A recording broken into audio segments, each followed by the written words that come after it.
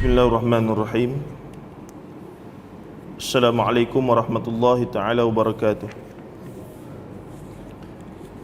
Innal hamdalillah nahmaduhu wa nasta'inuhu wa nastaghfiruh wa na'udzu billahi min shururi anfusina wa min sayyiati a'malina. May yahdihillahu fala mudilla lahu wa may yudlilhu fala hadiya lahu. Asyhadu an la ilaha illallah wa asyhadu anna Muhammadan 'abduhu wa rasuluh. Allahumma salli wa sallim wa barik ala Muhammad wa ala alihi wa sahbihi wa man tabi'ahum bi ihsanin ila yaumiddin. Amma ba'd, fa inna asdaqal hadithi kitabullah wa khairal hadi hadi Muhammadin sallallahu alaihi wasallam wa syarral umuri muhdatsatuha wa kullu muhdatsatin bid'ah wa kullu bid'atin dhalalah wa kullu dhalalatin fin nar, atau kama qala an-nabiy sallallahu alaihi wasallam, la nabiyya ba'da. Yang bahagia Tuan Imam, Tuan Bilal, pengurusi ataupun Tuan Nazir Masjid, barisan ahli jawatan kuasa, tuan-tuan, ibu-ibu, ayah hormati sekalian. Alhamdulillah, sebagaimana yang dimaklumkan oleh Tuan Haji pengurusi tadi, insya-Allah pada malam ini kita akan membincangkan satu topik khas. Pertamanya, terlebih dahulu, ini kali pertama kita hadir ataupun kali kedua sebenarnya ke negeri Perlis. Sebenarnya urusannya adalah menghantar adik ipar ke Kolej Universiti Islam Perlis. Itu sebenar tujuannya.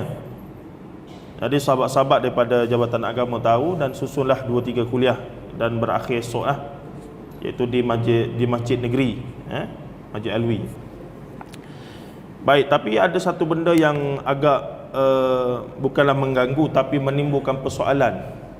Bila hantar adik ipar tadi, dalam taklimatnya diberitahu kuota untuk pelajar masuk ke KUIP ni masih ada lagi. Dan kita tahu KUIP menawarkan tempat pengajian secara percuma.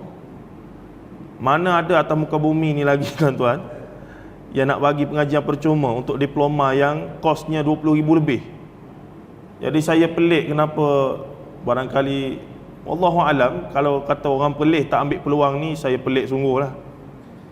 Sebab kalau boleh undur masa, kalau saya ni baru lepas SPM, saya mari sini sebab percuma. Jadi itu saya ingat, kalau ayah-ayah sekalian yang punyai anak saudara ke cucu ke, saya sangat syorkan. Pertamanya percuma, yang keduanya adalah negeri kita sendiri. Jadi kerana ada kekosongan itu, terpaksalah buka peluang kepada orang yang layak dan juga orang yang berkehendak daripada negeri-negeri luar. Besarlah juga sumbangannya, ya. Alhamdulillah. Sebab kebanyakan kolej lain, pengajian untuk diploma saja tak kurang 20,000, tak ingat saya, kos. Yang mereka terpaksa berhutang, PTPTN lah, apa, tipu-tipu macam-macam lah, Tapi nak katanya berhutang. Tapi sekarang siap dapat setiap bulan RM300 pula. Pening kepala saya mikir. Pening kepala apa? Pening kepala suka lah. Sungguh-sungguh menarik. Baik, ala kulli hal, dan bidang pengajian pun agak banyak. Pengajian Islamnya ada, perniagaannya ada, muamalatnya ada. Hebatlah tuan-tuan, ya. Jadi sebagai orang Perlis, bagi saya tuan-tuan patut berbangga dengan KUIP, Kolej Universiti Islam Perlis.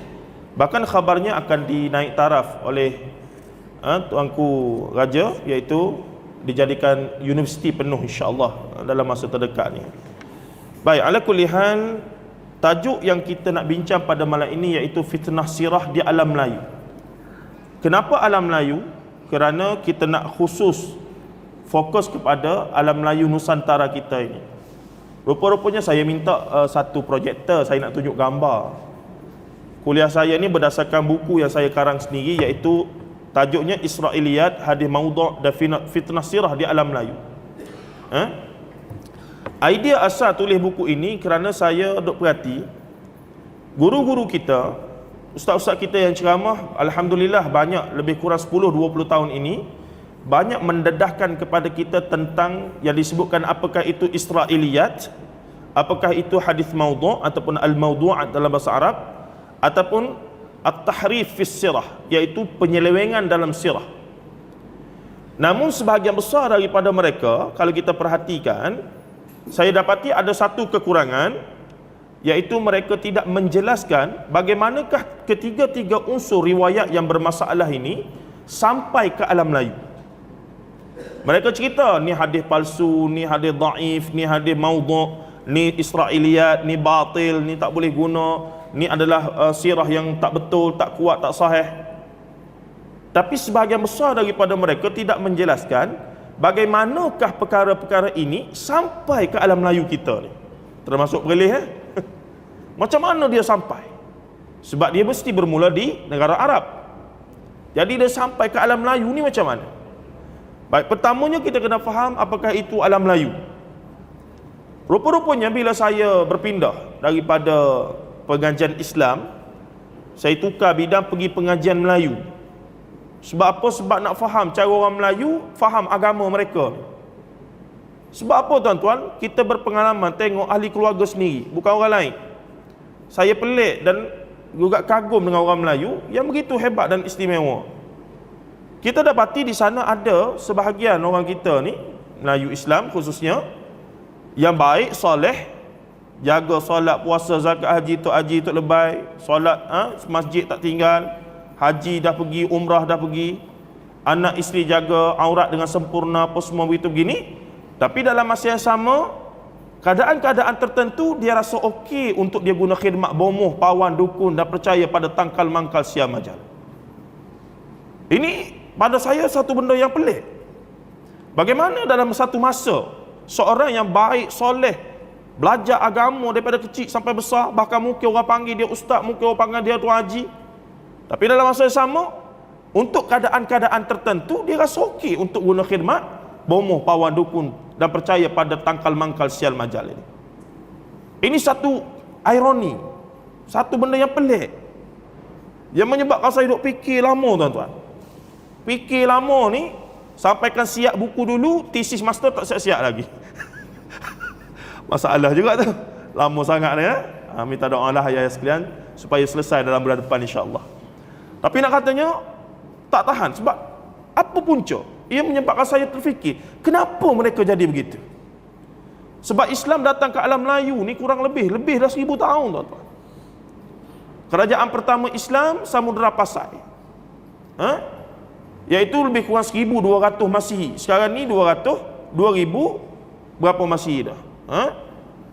2019 nak masuk 2020 dah Masihinya. Kerajaan pertama yang establish di alam Melayu adalah Samudra Pasai pada tahun 1200 Masihi, lebih kurang begitu. Kemudian Melaka pada 1400. Tapi catatan sejarah menunjukkan Islam sampai seawal 700 Masihi dah ada di alam Melayu kita ni. Yakni pada zaman seawal zaman Khulafa Ar-Rasyidin, bahkan maksudnya, tapi masa tu dia datang tidaklah jadi kerajaan terus. Ialah mari dulu kenal-kenal tempat, duduk dulu, berkahwin dengan orang tempatan. Proses dia panggil ada 2-3 peringkat. Tapi yang peliknya, meskipun Islam sudah hampir 1000 tahun di alam Melayu lebih, tapi perkara-perkara yang bersabit dengan perkara-perkara yang bersabit dan menjadi budaya sebelum Islam datang masih lagi agak subur dalam pemikiran orang Melayu kita. Pagi tadi kita bahas panjang. Saya ingat kalau saya ulang balik dia akan jadi bertindan lah.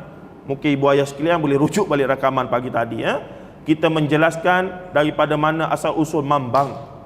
Tahu mambang? Tak kenal mambang? Tak kenal mambang ni teruk betul. Hai mambang tanah, mambang air, mambang angin, mambang api. Mambang berasal dari gunung si Mambang. Berdampinglah denganku wahai si Mambang. Dialog pendekar Mustar. Mengajar pendekar Bujang Lapuk tu, Ramli, Sudin dan Aziz. Allahumma ighfir lahum warhamhum wa'afi wa'fu anhum. Baik. Tuan-tuan dan puan-puan rahimahullah, dia ada kaitan sebenarnya. Dan apa yang terjadi hari ini di zaman kita ni perlu difahami dengan sejarah yang panjang. Alam Melayu, Islam datang ke alam Melayu.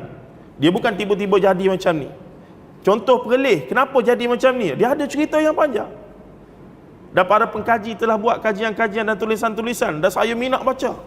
Antara yang menyebabkan saya cenderung untuk terlibat dan juga minat perkembangan pemikiran dalam aliran sunnah ini kerana membaca kajian-kajian awal oleh seorang tokoh, antaranya Dr. Abdul Rahman Abdullah, bekas pensyarah bidang sejarah daripada USM. Kebetulan anak menantu dia duduk taman sebelah saya di Kuala Lumpur, di Sungai Buloh.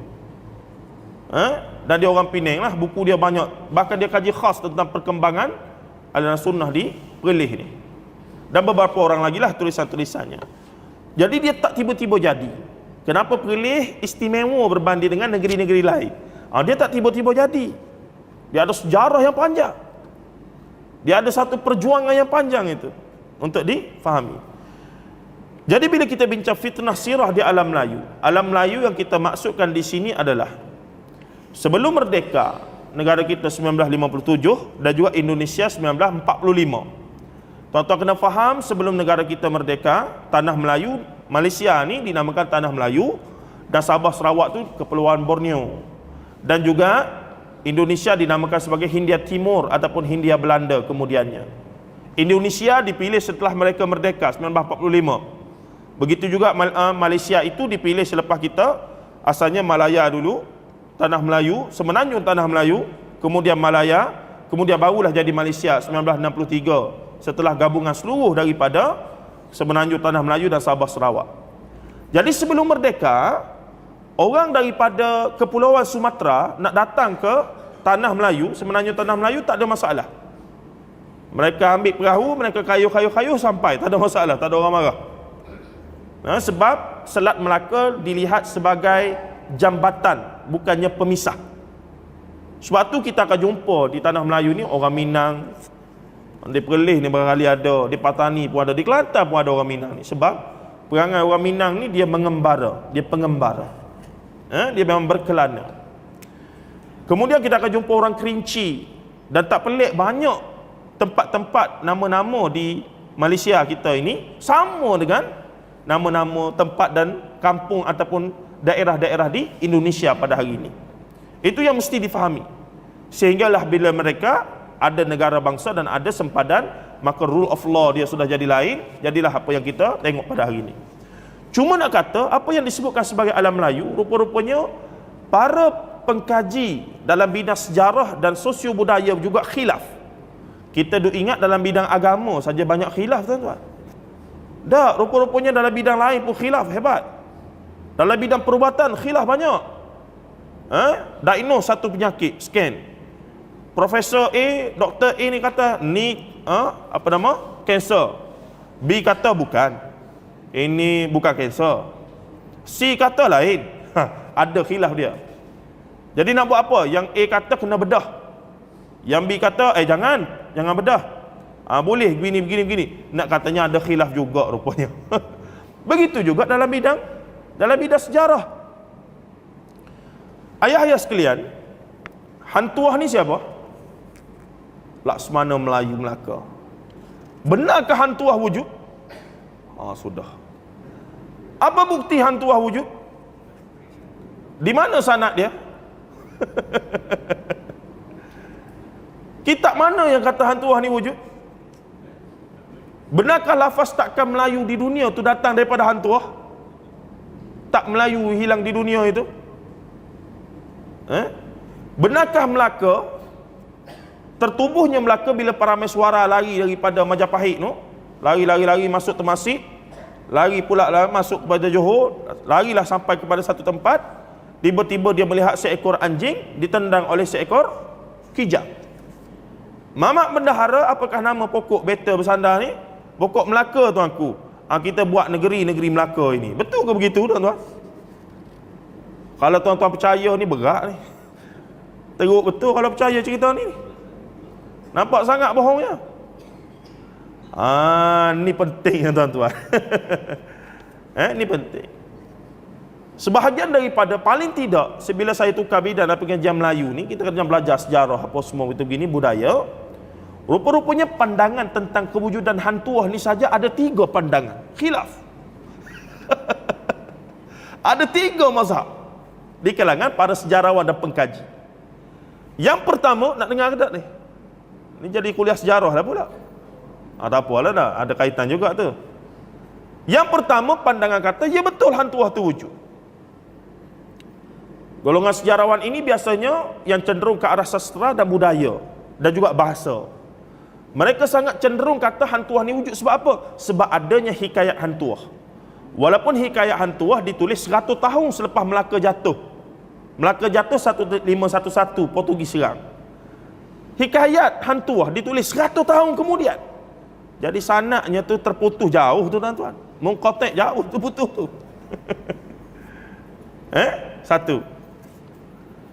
Dan juga dalam Sulalatus Salatin, satu lagi karya sastra Melayu yang hebat agung, Sulalatus Salatin, ada juga disebut tentang hantuah. Tapi hantuah dalam hikayat-hikayat ini sangat hebatlah. Mahir 20 bahasa dunia, kebalnya dia, bersilatnya dengan kerih tamisari dia itu, boleh hidup beberapa zaman dan seumpamanya. Nak bagi tuan-tuan faham bagaimana kita melihat satu riwayat itu. Riwayat yang berkaitan sirah, dan kita memandang riwayat sejarah kita sendiri yang juga ada sudut pandang yang begitu unik untuk kita fahami. Itu pandangan pertama. Dan mereka kata wujud bukti hantuah ni benar-benar wujud bila ada dalam hikayat Patani ataupun hikayat daripada selatan Thailand ada sebut tentang hantuah.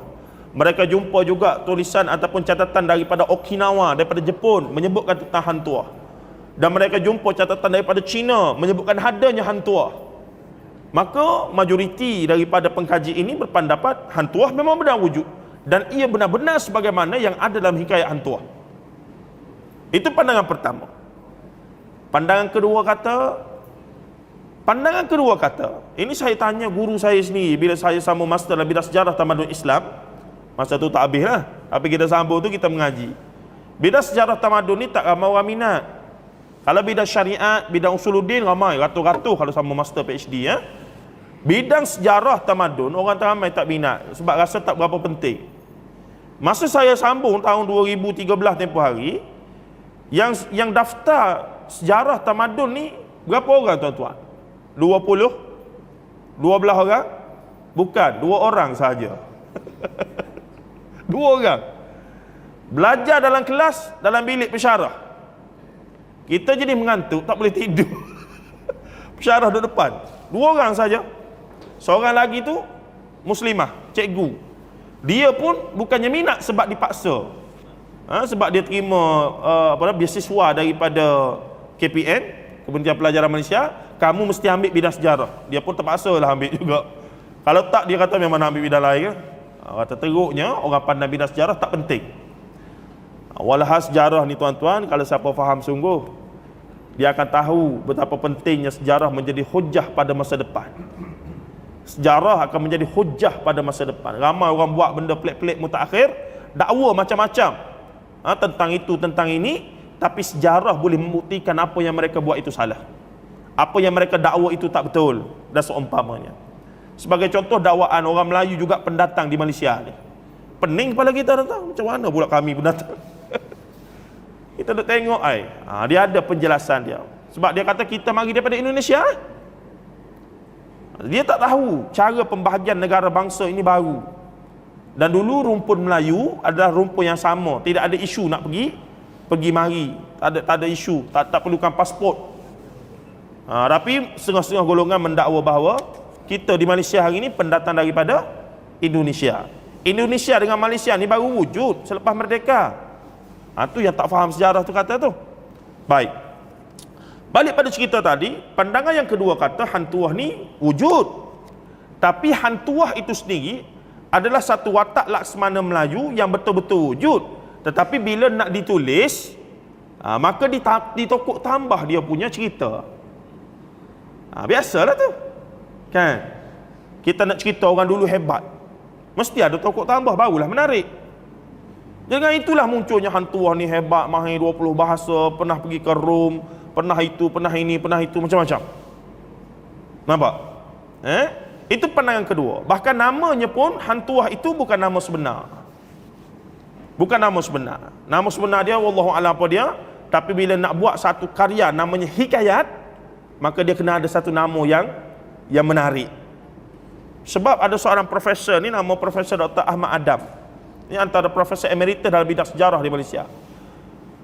Dia kata perkataan tuah tidak pernah wujud lagi dalam bahasa Melayu zaman hikayat hantuah ditulis.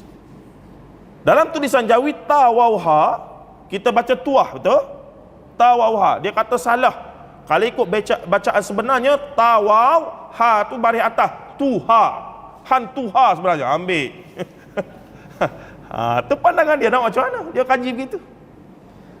Hantuha, tuha tu sebenarnya tua. Maksudnya ketua, orang yang ada capability untuk memimpin. Maka dalam 5 sekawan tadi, dia letaklah hantuah sebagai ketua lah, sebab dia ketua. Jadi hantuha. Sebab perkataan tuah yang merujuk kepada luck ataupun merujuk kepada nasib baik tidak pernah wujud lagi dalam bahasa Melayu zaman itu. Tu pandangan dia menarik, tuan-tuan. Ada buku dia, kita baca. Profesor Dr. Ahmad Adam, Profesor Emeritus Dr. Ahmad Adam. Itu pandangan kedua. Pandangan yang ketiga, hantuah ni memang betul-betul mengarut, tak ada langsung. Itu yang paling ekstrim. Dia kata tak ada mengarut, wataknya tak ada. Tapi majoriti daripada guru-guru saya memilih pandangan yang kedua. Hantuah tu ada. Laksamana Melayu yang hebat Melaka dulu ada. Tumperak apa semua tu ada. Cuma bila ditulis balik, dia kena ada unsur-unsur exaggeration, penambahan-penambahan. Isu nak menjadikan dia sebuah hikayat yang menarik. Nama pun hikayat. Dia bukan kitab sejarah, dia hikayat. Tapi dalam hikayat tu ada fakta-fakta sejarah. Itu yang menariknya dan hebatnya pujangga penulis Melayu dulu. Tuan-tuan percaya ke cerita Puteri Gunung Ledang? Percaya? Puteri Gunung Ledang, seorang puteri Jawa nak mari bertapa di Gunung Ledang. Pening macam mana, tak cukup gunung di Jawa tu, dia nak mari ke Gunung Ledang di Johor. Duduklah dia di sana, di Gunung Ledang itu. Maka Tuanku Sultan Melaka ketika itu dapatlah tahu seorang puteri Jawa yang paling cantik sekali di rantau ini sedang bertapa di Gunung Ledang. Dihantarlah rombongan meminang. Siapa dia? Hantuah, Tun Mamat dan gerombolan itu. Pergilah meminang sampai di Gunung Ledang, jumpa dengan siapa dia? Jumpa dengan Nenek Kebayan. Nenek Kebayan dulu. Tuan-tuan akan nampak keterkaitan dengan apa yang kita nak bincang ini. Jumpa dengan Nenek Kebayan.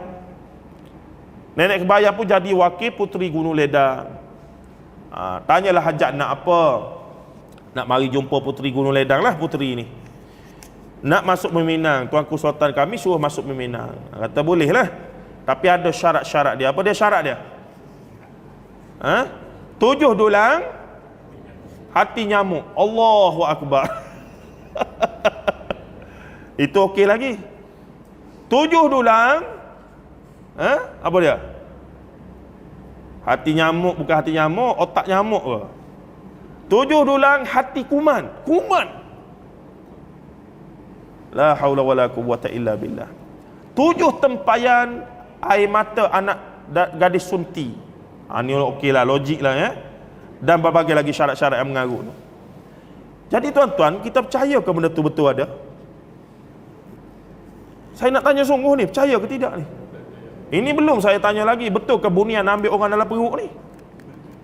Saya tanya dalam pengajian muslimat saya, ibu-ibu sekalian percaya ke bunian ni ambil perut orang, ada orang mengandung, dah perut dah buncit dah, tiba-tiba ke perut kempis.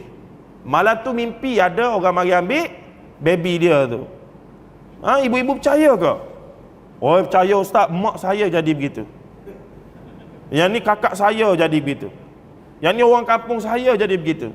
Saya tanya, ibu sendiri tak pernah jadi? Satu saya tak pernah jadi ya. Orang lain semua jadi. Macam mana? Dan benda ni hampir mutawatir, yakni hampir tidak mampu untuk disangkal bahawa ia benar-benar berlaku. Sebab semua orang bersembang daripada Perlis sampai Johor sampai Sabah Sarawak. Tapi bila tanya orang Cina, orang India, tak pernah pula berlaku. Bunian tak ambil ke baby dia orang ni? Lagi comel pada baby Melayu saya rasa. Tak ada pula. Satu. Yang kedua, kebanyakan kes yang berlaku bila kita tanya tahun bila hajah. Yang ni kata mak saya tu tahun 60-an. Yang ni kata mak dia tahun 70-an. Yang ni kata kakak dia tahun 80-an. Yang ni kata orang kampung dia tahun 90-an. semenjak tahun 2000 dan ke atas, ketika kita punya hospital ni dah hebat, dia punya scan apa semua, tak dengar ada cerita bunian ambil baby orang Melayu ni. Pelik tuan-tuan saya. Kemanakah bunian-bunian itu pergi sekarang? Adakah dia tak berminat dah nak ambil baby-baby orang Melayu ni? Menyusah betul dia kata orang budak. Orang manusia ni nak bela. Itu timbul persoalan. Kita tanya, saya tak nafikan wujudnya makhluk-makhluk yang namanya makhluk halus ni. Itu jin iblis belaka lah.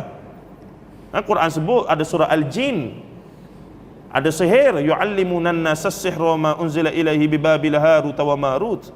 Kena ada, percaya. Tapi peristiwa yang sering buat sekian lama, bila Islam mari ajar kita Quran dan Sunnah, dan kamu mesti percaya benda ghaib yang hanya datang daripada Quran dan Sunnah, pun kita tak percaya lagi benda macam tu. Macam mana tuan-tuan?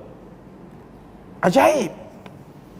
Bila kita terima Quran dan Sunnah, akidah tauhid Islam, kita dalam masa yang sama kita tak tinggal benda-benda yang diwarisi daripada tok nenek moyang kita semenjak daripada zaman sebelum ada agama lagi.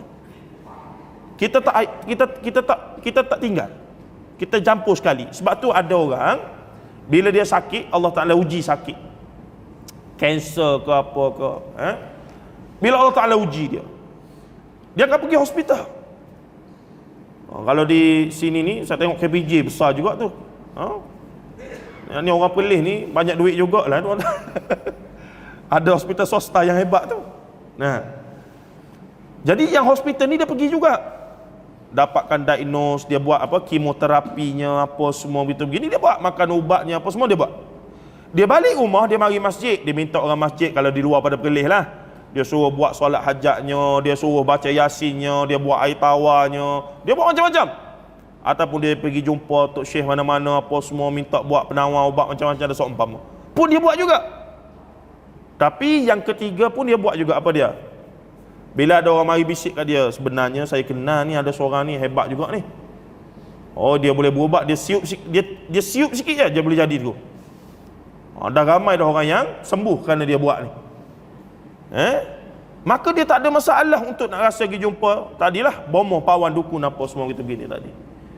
So yang berubat moden pun dia ambil, yang dinamakan perubatan solat hajat apa semua ni, buat air tawar pun dia ambil juga. Yang bomoh apa semua ni pun dia ambil juga. Ni pelik orang Melayu tuan-tuan, sebahagiannya. Kalau kita terlibat dalam benda ni, maka jelaslah kita masih lagi tak faham konsep qada dan qada Allah Azza wa Jal dan hakikat aqidatut tauhid yang Allah Taala garis pandukan berdasarkan Quran dan Sunnah Nabi sallallahu alaihi wasallam. Kita tak faham jelas lagi. Tuan-tuan dan puan-puan rahimahullah taala. Makanya dengan apa yang saya timbul-timbulkan tadi, maka tidak peliklah kenapakah banyak, kalau ada slide show saya akan tunjuk ya, slide show tu saya sedang khas, kenapakah di kalangan orang Melayu kita, khususnya di luar pada Perlis lah, saya yakin masih lagi mudah percaya kepada cerita-cerita yang pelik-pelik, yang gaib dan ajaib, tapi dinisbahkan pada agama walaupun tidak ada riwayat sahih tentang perkara tersebut. Bila kita tanya daripada mana awak dapat ni, tak adalah, saya dengar ustaz saya sebutlah, dia kata dia mimpi. Bergerak tuan-tuan. Tak boleh begitu. Perkara ghaib tak boleh dibuat-buat begitu. Al-Quran menyebutkan banyak ayat. Qul la ya'lamu man ghaibas samawati wal ardi illa Allah. Katakanlah, lebih kurang ada 47 ayat dalam Quran yang menyebutkan tentang kalimah al-ghaib, hakikat beriman kepada perkara ghaib itu apa. Tapi disebabkan kita tak jelas dengan perkara ini, maka kita dengar siapa-siapa cerita benda pelik-pelik pun kita boleh terima. Maka orang mari cerita pada kita, Nabi Khidir masih hidup, saya pergi ke Mekah, tawaf rasa nak pitam, tiba-tiba bila nak jatuh ada satu lembaga datang sambut saya dalam keadaan mamai, saya rasa itu adalah Nabi Khidir alaihi salam. Oh jangan, dia kata besar gitu, hitam-hitam, dia kata masa tu mamai. Kita kata bukan Nabi Khidir tu, Bangla Afrika mana tak tahu. Dia kata Nabi Khidir.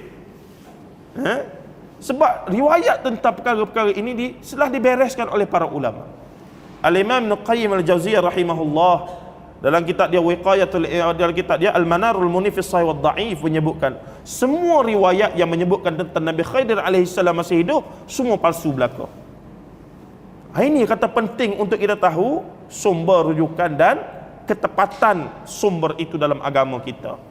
Maka siapa-siapa nak cerita apa-apa tuan-tuan, dia kena nyatakan daripada mana dia dapat peristiwa tersebut. Saya nak bagi contoh satu lagi sebelum kita masuk perbincangan yang lebih dalam lagi ni. Satu hari kita berbincang dalam grup WhatsApp, macam-macam lah grup WhatsApp ni ya. Ada seorang hamba Allah ni, dia ni aktif sungguh dalam semua grup dia ada. Dan hari-hari dia ni tak ada buat benda lain melainkan ada buat benda yang sama. Duk cerita benda yang sama. Golongan-golongan yang tak kena dengan dia semua sesat belaka. Satu hari dia cerita tentang hadis dan dia dakwa. Satu hari dia tulis dalam tu, dia kata Imam Syafi'i ni hebat. Antara kehebatan Imam Syafi'i menghafaz juta hadis. Dia sebut gitu. Saya bila tak layan lah, sebab WhatsApp ni layan buat apa, orang pening kepala. Tengok dia sebut begitu, saya sajalah tanya balik dia. Tuan, minta maaf, yang tuan sebut Imam Syafi'i hafaz juta hadis itu, tuan ambil daripada mana? Itu soalan saya. Tuan dakwa Imam Syafi'i ambil hafaz juta hadis. Kita pun tanya, tuan ambil daripada mana? Dia jawab balik macam mana? Habis tu Imam Syafi'i hafaz berapa hadis? Saya kata, manalah saya tahu. Saya tak tahu, sebab tu saya tanya, tuan ambil daripada mana? Mestilah Imam Syafi'i hafaz juta hadis sebab dia tu alim. Saya tak kisah, tapi saya nak tahu sumber saja, tuan ambil daripada mana? Pula dia pusing tu jauh. Sebab saya kata, yang saya tahu riwayat yang kuat, ada riwayat yang menyebutkan hafaz juta hadis ni bukan Imam Syafi'i, tapi Imam Ahmad bin Hanbal. Dan ini diriwayatkan oleh anak dia Abdullah bin Ahmad dalam Syiar A'lamin Nubala oleh Al-Imam Az-Zahabi rahimahullahu ta'ala. Memang ada riwayat kuat yang menyebutkan Al-Imam Az-Zahabi hafaz juta hadis. Tapi sejuta di sini bukan hadis matan teks dia itu, tapi sanadnya bersama. Kadang-kadang satu hadis ada 100 sanad, maka sanad itu semua Imam Ahmad bin Hanbal hafal. Bahkan hadis yang tak sahih pun dia hafal, hadis yang dhaif pun semua dia hafal. Itu yang jadi sejuta hadis tu. Bukannya dia hafal teks tu sejuta. Itu orang yang mengaji asas pengajian hadis pasti akan maklum perkara tersebut. Jadi saya tanya hamba Allah ini, kata, tuan, yang saya tahu adalah Imam Ahmad bin Hanbal yang dikatakan hafaz juta hadis dan riwayatnya ada. Dia kata, ya ke? Cuba tunjuk bukti daripada mana? Dia pula tanya kita. Saya pun tak apalah, saya pun cari sumber tu bagi ke dia. Tunjuklah sikit teks bahasa Arab. Dia kata, okeylah kalau begitu, tak ada masalah lah. Betul lah awak. Okey, tak apalah, tapi tak jawab lagi soalan saya tu. Imam Syafi'i yang tuan sebut hafaz juta hadis tu ambil daripada mana?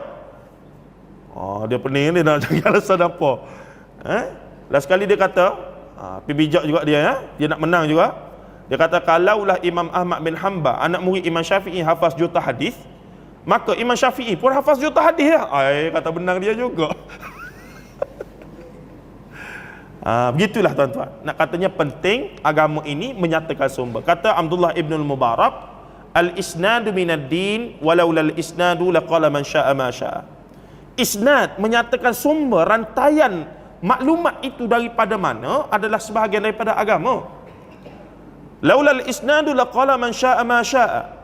Kalau tidak ada sanad dalam agama kita ni menyatakan sumber, hadis ni daripada mana, riwayat ini daripada mana, maka rosak agama ini.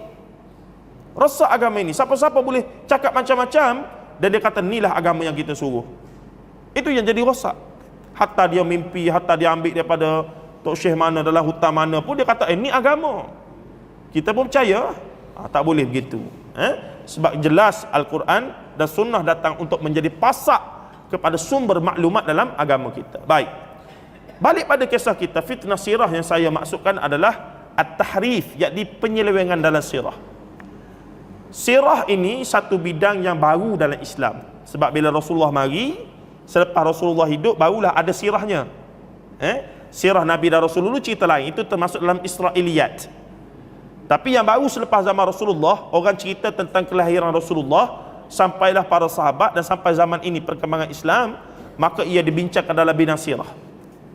Tuan-tuan, sirah ni golongan pendengki Islam, orang yang jahat ni dalam Islam, mereka ada dalam Islam dan luar Islam.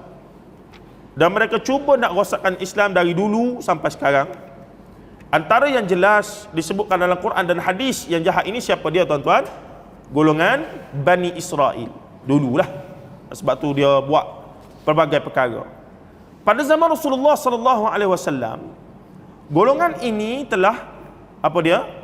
Cuba merosakkan Islam daripada dalam dengan fitnah, golongan munafik, dan cuba berperang daripada luar, dan ternyata mereka tidak berjaya. Kemudian muncul golongan yang cuba merosakkan Al-Quran, cuba reka tambah Quran dan seumpama, juga mereka tidak berjaya.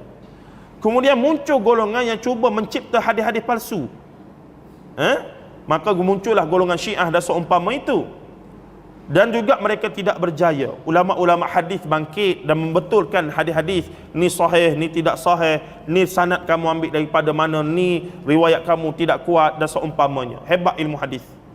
Dan alam Melayu ni sangat lewat sampai ilmu hadis. Sebab itulah kita jadi macam terkejut bila ramai ustaz-ustaz mutaakhir mula duk bincang dan memberatkan tentang riwayat sanad sahih ke tidak apa semua. Kita jadi macam terkejut sikit. Sebab berpuluh tahun kita duduk ni tak ada orang bincang benda tu. Sebab Islam datang ke alam Melayu 1000 tahun tuan-tuan, karya dalam bidang hadis sangat sedikit.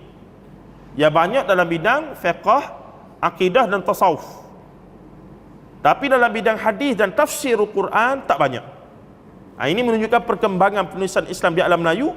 Dia ada dia punya pattern, dia ada dia punya kecenderungan itu. Maka apa yang berlaku tuan-tuan dan puan-puan rahimahullah, antara bidang yang mereka boleh melakukan kerosakan adalah bidang sejarah, sirah. Maka kita mendapati banyak catatan-catatan berkaitan dengan Rasulullah dan juga sahabat-sahabat Rasulullah, ada dia punya tahrif ataupun penyelewengan. Dan ini bukan kita yang katalah, ulama-ulama yang kaji riwayat ni. Kisah-kisah Rasulullah tidak terlepas daripada kerosakan, percubaan untuk merosakkannya banyak. Dan yang paling ketara adalah di kalangan para sahabat Rasulullah sallallahu alaihi wasallam. Contoh yang paling dahsyat tuan-tuan adalah ketika zaman Khulafa Ar-Rasyidin. Tuan-tuan di Perlis ni pernah jumpa tak orang nama Muawiyah? Saya nak seorang saja nama Muawiyah. Sebesar-besar, bukan sebesar-besar Perlis ni, ada berapa ratus ribu orang ni, ada tak seorang nama Muawiyah? Siapa kerja dengan Jabatan Pendaftaran Negara boleh cek. Kenapa yang sampai orang Melayu ni sampai tak suka sangat pada nama Muawiyah ni? Sebab sirah tentang Muawiyah ibni Abi Sufyan yang sampai pada kita adalah sejarah yang buruk. Muawiyah ibni Abi Sufyan disebutkan sebagai siapa? Orang yang merampas kuasa politik daripada Ahlul Bait. Nak azan ke? Disebutkan begitu. Dan anak kepada Muawiyah, Yazid bin Muawiyah, disebutkan sebagai pembunuh kepada Husain bin Ali bin Rasulullah sallallahu alaihi wasallam. Benarkah dakwaan-dakwaan itu, hadirin hadirat sekalian? Sedangkan Muawiyah adalah orang yang dijamin oleh hadis Nabi SAW sebagai ahli syurga. Banyak riwayat yang menyebutkan tentang kedudukan Muawiyah. Muawiyah penulis wahyu Rasulullah SAW. Muawiyah memerintah Damsyik 20 tahun sebanyak zaman Umar bin Al-Khattab, sampailah dia menjadi khalifah dan memerintah lagi, dan memerintah menjadi khalifah Islam selama 20 tahun. 40 tahun dia memerintah. Jadi orang yang boleh memerintah 40 tahun ni hebat tuan-tuan. Bukan calon-calon orang lah. Tapi kalau kita nak banding Muawiyah dengan Abu Bakar, takkanlah sama. Itu kena faham. Abu Bakar, Umar, Uthman lebih aula lah. Tapi tetap Muawiyah adalah sahabat. Kulluhum udul, mereka semua adil. Dan kulluhum fil jannah radhiyallahu anhum wa radu'an. Mereka dengan Allah, redha dengan Allah, dan Allah redha dengan mereka. Okey, Muawiyah kita kata dia dah belakang sikit, nampak macam ada logik lah kalau dia buat benda tak betul pun. Kalau kita kata begitu, yakni kita tak boleh pun kata begitu sebenarnya, sebab dia ahli syurga. Disebutkan oleh para ulama dalam pengajian hadis, guru-guru kami, sekecil-kecil sahabat Rasulullah tidak boleh lawan sebesar-besar wali Allah yang dikatakan tok wali tu, tidak boleh lawan sekecil-kecil sahabat Rasulullah SAW. Pernah ada ditanya antara Muawiyah dengan Umar bin Khattab, Umar bin Abdul Aziz, yang mana lebih mulia? Ada orang tanya pada zaman, tak silap saya, Imam Ahmad bin Hanbal ataupun zaman-zaman imam ini, ada orang tanya antara Muawiyah ibn Abi Sufyan dengan Umar bin Abdul Aziz, yang mana lebih hebat dan lebih mulia? Apa jawapan? Saya tak ingat, saya kena cek balik riwayat ni, minta maaf. Tapi lebih kurang disebut mafhum bahawa debu yang lekat di kuda Muawiyah tak boleh lawan Umar bin Abdul Aziz, tak boleh lawan. Sebab nilai kedudukan sahabat Rasulullah itu menjelaskan segala-galanya. Kerana menjadi sahabat Rasulullah adalah confirm ahli syurga. Begitu keadaannya. Muawiyah penuh dengan kisah yang sungguh dahsyat, fitnah terhadap dia. Tapi yang lagi kita tak boleh terima, siapa dia tuan-tuan? Menantu kepada dua orang anak Rasulullah SAW. Menantu Rasulullah kepada dua orang anak Rasulullah SAW yang dinamakan Zul Nurul Ain, pemilik dua cahaya mata Rasulullah. Siapa dia? Uthman bin Affan radhiyallahu anhu. Uthman dalam catatan sirah memerintah 12 tahun. 6 tahun pertama tak ada masalah sebab dia mewarisi daripada zaman Umar bin Khattab, yang mana golongan munafik tak berani buat apa, golongan kufar pun takut. Tapi pada zaman Uthman, 6 tahun pertama golongan ni duk perhati. Bila masuk 6 tahun kedua, dia kata Uthman ni kita boleh buat, kita boleh makan lah kot. Nampak dia macam kita boleh buat something. Maka dalam rekod sirah banyak menyebutkan bahawa 6 tahun kedua banyak berlakunya masalah dalam pemerintahan Uthman bin Affan. Dan dakwaan yang paling teruk kena pada Uthman, dahsyat tuan-tuan. Apa dia? Mengambil duit Baitul Mal untuk membuat rumah kepada isteri-isteri dia. Ni dahsyat tuan-tuan. Uthman bin Affan, Al-Asharatul Mubashirin bil Jannah, 10 yang dijamin syurga. Buat kerja ahli neraka, boleh kita terima? Mustahil. Apabila nas sudah menjamin syurga, Al-Quran dan hadis menjamin dia syurga, tiba-tiba kita rekodkan, riwayatkan dia berakhlak dengan akhlak ahli neraka, boleh kita terima tuan-tuan? Dan ada setengah-setengah ustaz ceramah dengan happy tentang perkara ini dan menisbahkan ataupun mengaitkan dengan suasana politik semasa. Na'udzubillahi min dzalik hadza. Tak boleh. Sahabat Rasulullah bukan challenge. Ya, mereka buat dosa besar. Ada sebahagian kecil asghar sahabah berzina, ada yang datang untuk dihudud kemudiannya. Ada yang minum arak, ada. Tapi kemudian taubat mereka, taubat ahli syurga. Mereka berzina, mereka serah diri untuk dihudud, rejam sampai mati. Debat Ustaz Salman Ali dengan Ustaz Wanji lepas hari lah, kena tengok tu. Itu nilai iman para sahabat. Ya, mereka buat dosa besar, tapi nilai taubat mereka, nilai taubat ahli syurga. Tapi kemudian benda ini berkembang kerana dalam bidang sirah sebahagian ulama kemudian tidak melihat ia penting sebagaimana riwayat-riwayat hadis. Maka berkembang banyak cerita-cerita yang pelik-pelik tentang Rasulullah, isteri-isteri baginda dan juga sahabat-sahabat baginda. Ini paling kritikal. Ini paling kritikal. Apatah lagi bila datangnya riwayat-riwayat daripada sumber Syiah, Usulul Kafinya, daripada Biharul Anwarnya dan seumpama, kitab-kitab muktabar Syiah. Contoh dalam setengah riwayat Syiah menyebutkan apa dia tuan-tuan? Sayyidatina ataupun ummuna, mak kita, ummahatul mukminin Aisyah radhiyallahu anha. Siapa dia ummul mukminin ni? Mak kita lah. Sebab itulah bekas isteri Rasulullah ataupun isteri-isteri Rasulullah tidak boleh dikawani oleh sesiapa selepas kewafatan Rasulullah sallallahu alaihi wasallam. Sebab dia anggap sebagai ummul mukminin. Mana boleh anak kahwin dengan mak? Tapi Aisyah dalam rekod Syiah disebutkan telah berzina dengan dua orang sahabat setelah daripada kewafatan Rasulullah sallallahu alaihi wasallam. La haula wala quwwata illa billah. Tak boleh terima tuan-tuan. Siapa dia boleh terima ni, berat dia tu, something wrong somewhere dengan keimanan dia. Sebab tu kita kena perhati sungguh kedudukan sahabat-sahabat Rasulullah dan fitnah-fitnah yang berlingkar di segelintirnya. Bismillah wassalatu wassalamu ala Rasulillah wa ba'd. Kita sambung sikit lagi tuan-tuan. Saya nak bagi contoh supaya tuan-tuan nampak isu-isu yang kita angkat pada malam. Sebenarnya isu ini ada tokoh yang sudah menjuarainya. Antara lain Samahah Mufti sendiri, di peringkat master dia membuat satu tesis master di USM di bawah penyeliaan Profesor Datuk Dr. Muhammad Razak Osman, tentang pertelingkahan para sahabat dan fitnah-fitnah yang muncul di kalangan sahabat yang sebenarnya ianya adalah tidak sebagaimana yang kita faham selama ini. Begitu juga kemudian muncul sebagai contoh ahli majlis fatwa sendiri, salah seorangnya Profesor Dr. Basri Ibrahim, ada menulis beberapa buku tentang perkara itu menjelaskan. Kemudian muncul juga mutakhir ini beberapa orang sahabat kita yang banyak juga menjelaskan perkara-perkara ini. Contoh yang masyhur antara lain selain pada Uthman bin Affan, yang saya nak baca dia punya nukilan yang saya ambil daripada seorang tokoh yang menjadi pujaan saya, tuan-tuan, iaitu siapa dia? Profesor Dr. Hamka. Saya dengan Hamka ni Allah, kira-kiranya dia ni idola kita lah. Tapi bila baca dia punya buku sejarah yang bertajuk Sejarah Umat Islam yang tebal, ternyata Hamka juga tergelincir dalam menukilkan dalam bab Uthman bin Affan.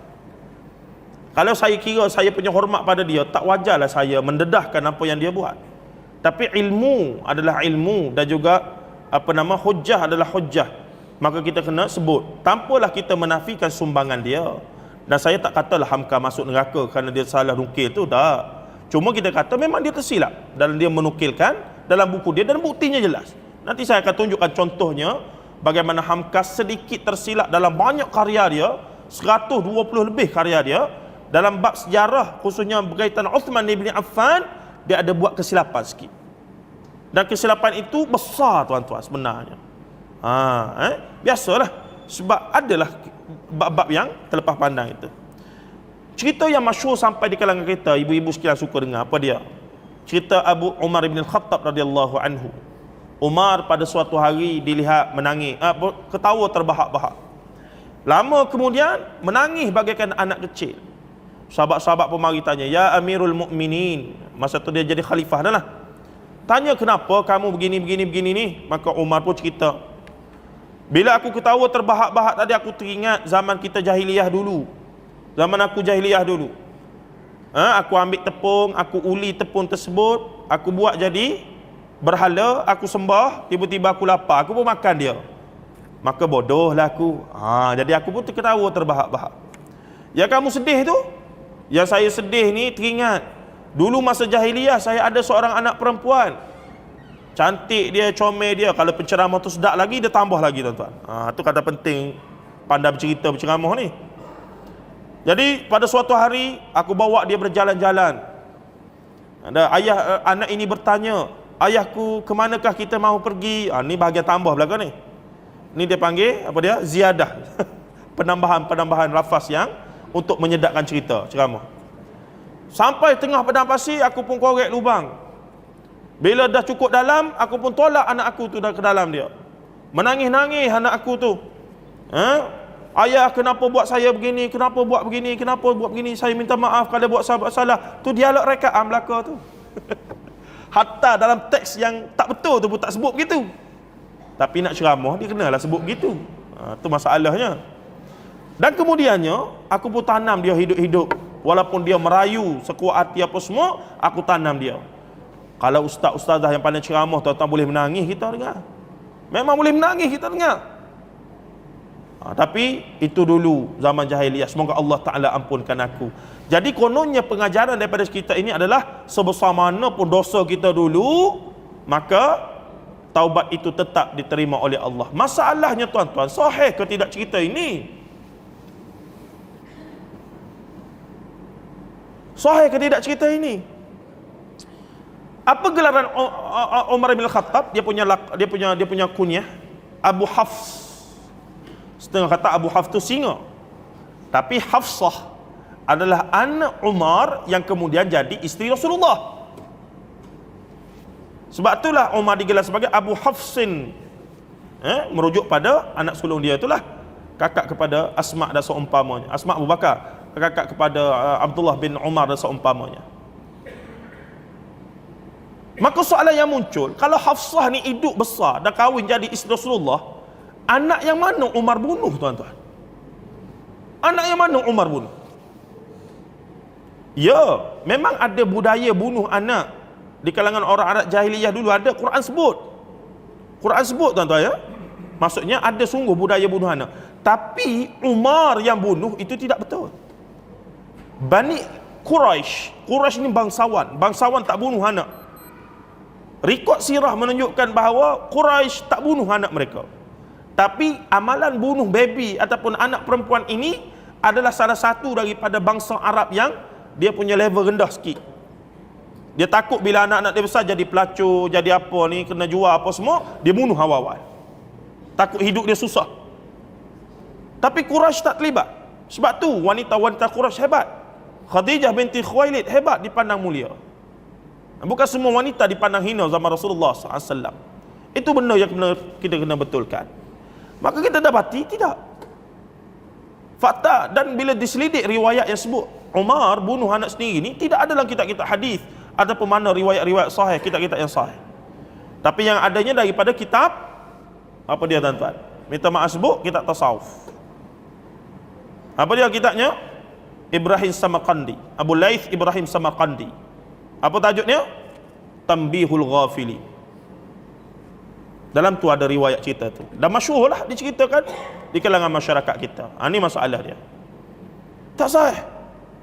Apatah lagi cerita Uthman ataupun cerita kisah yang menyebutkan tentang siapa dia? Abdul Rahman bin Auf, ada sahabat yang kaya tu. Abdul Rahman bin Auf masuk syurga merangkak, tapi riwayat tu ada hadisnya. Aisyah, cuma hadis itu dikritik oleh para ulama hadis. Baik, saya nak baca akhir sekali nak bagi tuan-tuan faham. Dan dalam buku saya ini, bahagian fitnah sirah adalah bahagian terakhir. Sebab untuk nak sampai pada fitnah sirah, kita terlebih dahulu dirosakkan oleh Israiliyat. Kemudian barulah hadis palsu, kemudian barulah fitnah sirah. Dan fitnah sirah ni yang paling rumit sekali.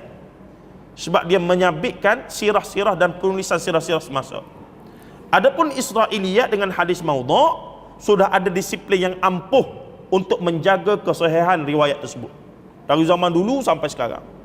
Tapi bila fitnah sirah, macam tadilah saya tanya, hantuah wujud ke tidak? Masing-masing dah tengok. Sebab dia sejarah. Sejarah. Itu belum lagi sejarah-sejarah lain kalau kita tanya yang mempunyai pelbagai perspektif dan juga pelbagai tafsiran. Walaupun sejarah yang sama. Baik, cuma saya nak tunjuk contoh bagaimana Profesor Tahamka, tokoh pujaan dan pujian saya, yang menjadi inspirasi saya menjadi penulis dan juga penceramah pendakwah itu adalah Profesor Dr. Hamka, yang mengarang 120 buku. Dia karang novel, saya pun buat novel juga. Dia karang buku agama, saya pun karang buku agama juga. Sebab kita minat sungguh-sungguh Hamka ni. Dia tulis tafsir 30 juzuk, kita tak mampu 30 juzuk. Kita buat tafsir dia jadi tafsir maudhu'i. Saya susun secara bertajuk tafsir dia, tapi saya susun balik keluar jadi contohnya apa dia? Tadabbur hikmah juzuk amma. Ataupun kita ambil ayat-ayat hukum, kita guna Hamka punya. Bahkan banyak ceramah saya sebelum ni guna Hamka. Contoh bila mari Isra' wal Mi'raj, orang jemput ceramah, saya pun tajuknya Isra' wal Mi'raj menurut tafsir Al-Azhar Profesor Dr. Hamka. Kan senang cerita. Maksudnya minat kita nak mengangkat idea dia. Tapi tiba-tiba dalam sirah yang saya sebutkan ini, memang dia buat silap. Dan kalau saya ada peluang jumpa dia masih hidup, saya akan jumpa dia, saya akan bincang benda ni. Tapi dia dah meninggal. Semoga Allah Ta'ala ampunkan dia, dan sumbangan dia yang sungguh besar terhadap gerakan dakwah Islam di Nusantara ini, termasuk di Malaysia. Dan dengar khabar ada cawangan universiti di bawah Muhammadiyah yang mungkin dibuka di Perlis, wallahu alam, iaitu satu gerakan yang Profesor Dr. Hamka terlibat, iaitu Muhammadiyah itu. Wallahu alam. Kita tengoklah macam mana. Baik, cuba kita tengok apa yang Profesor Dr. Hamka tulis ni, tuan-tuan. Mula-mula ada seorang penulis ni, dia tulis perkara itu dan dia nukil daripada Hamka. Dia tulis macam mana? Dalam sejarah pemerintahan Khulafa Ar-Rashidin, nama penulis itu Wan Kamaru Arifin Wan Ahmad. Dia tulis tentang peperangan terakhir Uthmaniyah, runtuhnya sebuah institusi dan tenggalannya di alam Melayu. Dia duk cerita pasal peperangan antara Uthmaniyah menjatuh dan kaitannya dengan alam Melayu. Tapi dia nukilkan satu perkara yang cukup mengejutkan kita. Sebab dia kata, Hamka kata, maka dia tulis, saya baca sini, dalam sejarah pemerintahan Khulafa Ar-Rashidin sendiri berlaku kitaran wang perbendaharaan negara yang berlega-lega dalam kalangan kerabat sendiri. Tengoklah. Sekarang ni dia nak kata Uthmaniyah jatuh kerana korupsi. Dan dia nak kata Khulafa ar-Rasyidin pun ada terlibat dengan perkara tersebut. Dahsyat tu dakwaan tu tuan-tuan. Dahsyat dakwaan tu. Korupsi bermakna menggunakan duit Baitul Mal, duit orang awam Islam zaman tu. Itu dahsyat tu. Kalau tidak dapat dibuktikan fitnah besar pada para sahabat tu. Apa lagi dia kata? Seperti yang berlaku dalam pemerintahan Sayyidina Uthman. Allahu Akbar. Kaum kerabat Sayyidina Uthman menjadi kaya raya hasil daripada wang perbendaharaan negara. Boleh kita terima tuan-tuan? Na'udzubillahi min dzalik, ni ahli syurga. Tapi kalau Syiah dia suka, sebab semua sahabat kafir pada dia. Itu tak ada masalah bagi Syiah. Tapi kita sepatut kita terasa tidak boleh. Terhiris kita. Sepatut kita rasa, no, tak boleh. Kalau tidak kerana sahabat Quran dan hadis tak sampai pada kita, tuan-tuan. Kalau tidak kerana sahabat Rasulullah, Quran dan hadis, kalau tidak kerana Uthman ibn Affan, Mushaf Uthmaniyah tak sampai pada kita. Tu Quran yang dalam kitab tu tak sampai pada kita. Begitulah cara kita melihat para sahabat itu. Pernah suatu ketika 1/5 daripada hasil pemedaraan negara yang diperolehi daripada Afrika Utara jatuh ke tangan Marwan bin Al-Hakam. Ini satu tokoh sepupu ataupun ahli keluarga Uthman yang juga difitnah. Sedangkan dia salah seorang perawi dalam Sahih Bukhari. Dan bila jadi perawi dalam Sahih Bukhari, maksudnya dia adalah orang yang adil, orang yang saleh. Kalau tidak, Imam Bukhari tak ambil dia punya riwayat. Tapi dia difitnah kerana menjadi gubernur di Afrika zaman Uthman bin Affan, dituduh mengambil harta daripada Baitul Mal. La haula wala quwwata illa billah. Sikit lagi saya baca. Yaitu daripada kaum kerabat Sayyidina Uthman daripada Bani Umayyah. Padahal harta itu sebenarnya untuk fakir, orang miskin, anak miskin dan zawil qurba. Marwan juga turut membina istana yang indah di Zil Qasab. Tidak kurang daripada itu, Sayyidina Uthman mendirikan rumah-rumah sewa yang banyak. Tidak kurang daripada 70 buah rumah, dan sebuah rumah diberikan kepada isterinya iaitu Nailah dan juga Aisyah. Ada juga perkhabaran mengatakan bahawa ada seekor unta yang telah dihantar kepada Sayyidina Uthman, dan baginda memberi unta ini kepada kaum kerabatnya. Akan tetapi Abdul Rahman bin Auf telah mengambil unta ini dan membahagi-bahagikan kepada orang lain dengan sama rata. Tu dakwaan dia tuan-tuan. Dahsyat dahsyatlah dakwaan tersebut. Dan ternyata dakwaan tersebut diambil daripada buku Profesor Dr. Hamka, iaitu Sejarah Umat Islam. Jadi di sinilah saya nak sebutnya, selain daripada kita kena jaga riwayat-riwayat kefahaman daripada Quran berkaitan Israiliyat dan hadis palsu, dalam bab sirah juga kita kena ada pendedahan yang lebih luas. Dan antara tokoh saya nak kenal kepada tuan-tuan dan sebahagian dah kenal, yang sangat-sangat konsisten, istiqamah bawa isu ini, dan juga antara yang paling lantang dalam bab ini, menulis banyak makalah dan juga ceramah-ceramah beliau dalam bab ini adalah Maulana Muhammad Asri Yusof daripada Kelantan. Dia daripada tahun 80-an, ketika semua orang majoriti memuji, puja Khomeini, dia seorang-seorang kata semua orang kena tipu dah. Semua orang puja Khomeini zaman tu. Iaitu zaman revolusi Iran. Kita tak panggil revolusi Islam Iran, tuan-tuan. Kita panggil revolusi Syiah Iran. Maka semua orang puji Iran ketika itu. Tapi Maulana Muhammad Asri Yusof seorang diri, sebab dia besar, dia tengok Syiah di Pakistan, India, dia tengok dengan butir mata apa yang mereka buat di sana. Maka dia kata tak, tertipu. Betul, setelah 10-20 tahun orang tak dengar cerita dia, mutaakhir ni jelas apa yang dibuat oleh golongan Syiah itu terhadap Sunni. Dan mereka tak pernah ada intention pun untuk nak berbaik dengan kita, melainkan berbaiknya mereka itu untuk nak khianati Sunni itu sendiri. Dan itu berlaku secara jelas apa yang mutaakhir ini berlaku, dan itulah yang berlaku sepanjang zaman, tuan-tuan. Sebab idealism ataupun dustur agama Syiah itu sangat ekstrim.